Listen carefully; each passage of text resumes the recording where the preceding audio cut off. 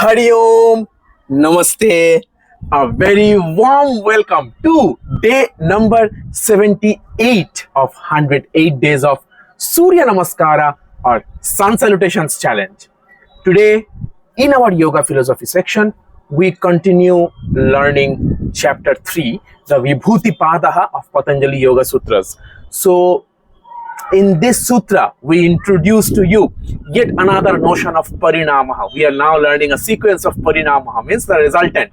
What happens after we learn the Sanyama, Dharana, Dhyana, Samadhi, we are learning subsequently, one after the other, the resultant state. We learned about Nirodha Parinamah. We learned about the Samadhi Parinamah in our last session, which by the way is here in the iCard. Then today we will be learning about the Ekagrata Pariṇāmaḥ of citta, of our sum total of the mind. Okay, Ekagrata is one-pointedness. As you can see, these are all related to having our focus leisure sharp.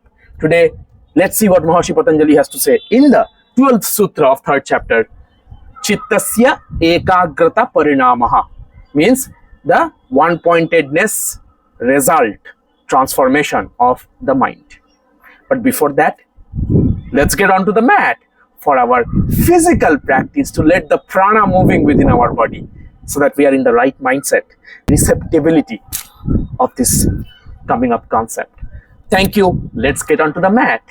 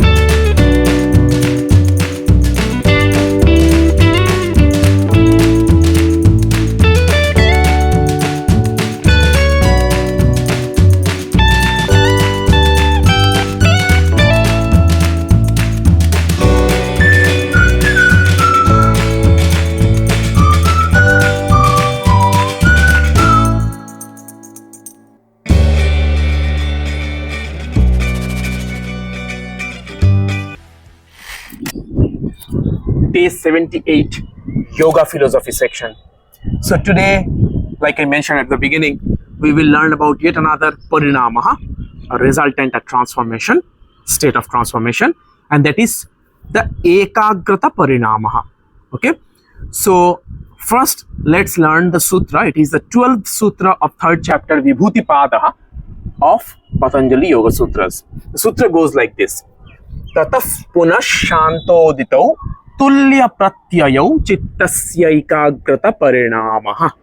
tataḥ punaḥ śāntoditau tulyapratyayau cittasya ekāgratāpariṇāmaḥ. Let me break it up. Tataḥ punaḥ śānta uditau tulyapratyayau cittasya ekāgratāpariṇāmaḥ.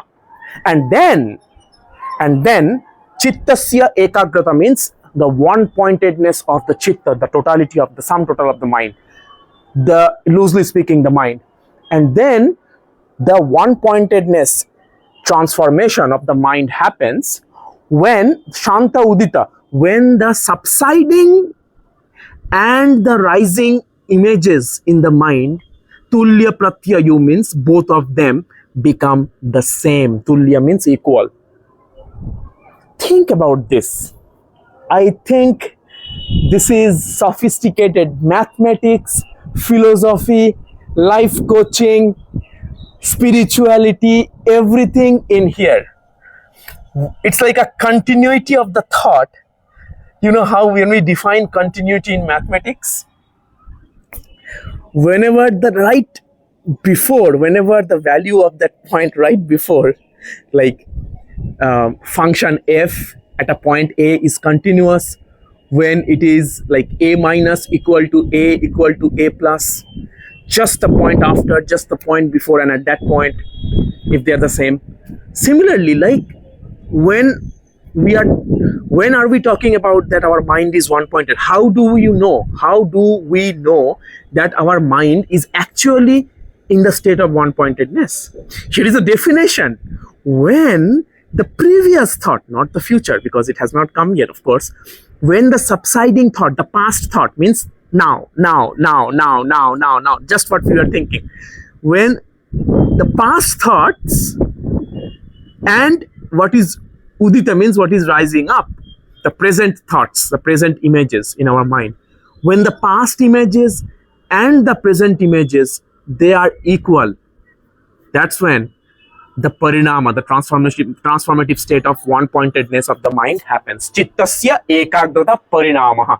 Cittasya ekāgratāpariṇāmaḥ. Together.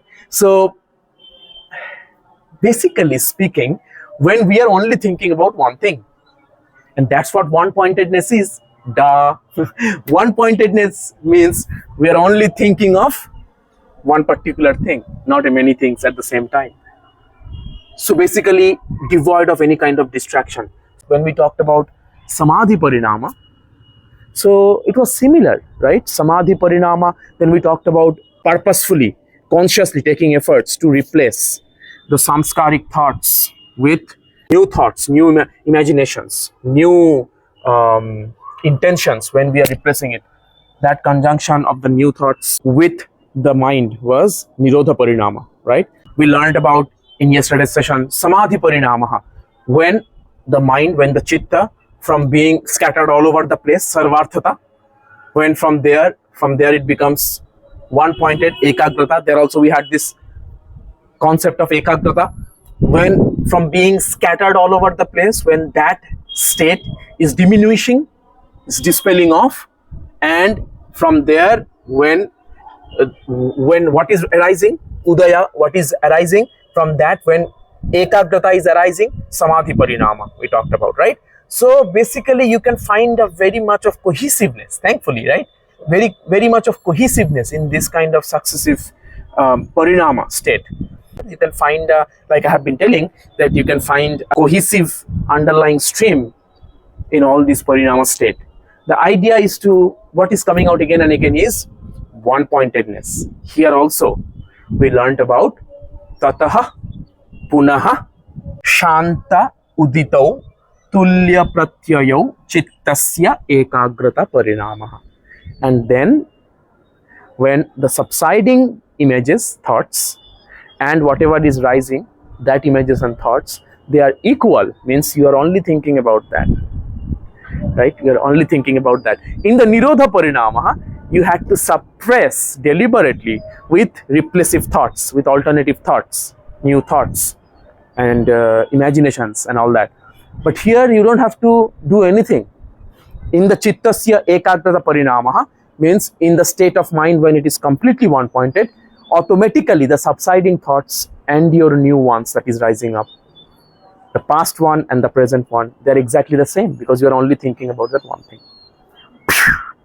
So, with that, I will conclude the yoga philosophy section of today where we learned cittasya ekāgratāpariṇāmaḥ Parinamah, the one-pointedness of the chitta, the mind. And we will continue moving forward. Let's see in the chapter 3, of course, in the manifestations, what happens when different powers, the siddhis, start to manifest within us. Once we are in this kind of one-pointedness, what happens then? Stay tuned for that. I also plan to go back to some of the sutras that we have not covered yet, and discuss those because they are very practical and applicable also. Everything is practical, applicable, but make sure that we cover that, especially during this series. Today is 78th session already, and we know that we have until 108 in this sequence.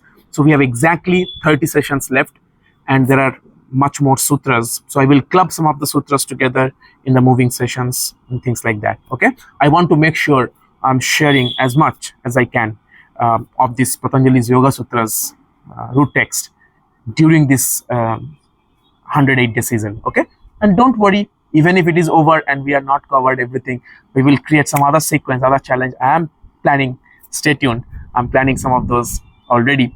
But please write me in the comment section, what are your thoughts? What would you like to hear? If you have any ideas you want to hear, especially in the next 30 days or so in this series, if you want me to cover anything particular other than these sutras that I'm covering, I would be happy to hear your ideas too, because we are as a community growing here. It's not only for me, it's for all of us. With that, thank you so much for joining me on the 78th session. I hope you are enjoying. Like, share, subscribe, comment, hit that bell notification icon, share it generously, make it a buzz in the society. Whoever is yoga enthusiast or not, make them enthusiast by sharing these yoga videos. I hope that we all get into this path of transformation together. Let's create a legacy of transformation and conscious living using these ancient gems in our modern practical lives. So much so relevant. And if you are wondering where you can find the playlist, if you are seeing me for the first time, you are not sure, here is the playlist where you can see all the previous videos. Please do comment and like each one in each one of these videos. I would love to connect with you through your interactions. Thank you. Take care. Hari Om. See you in the next session.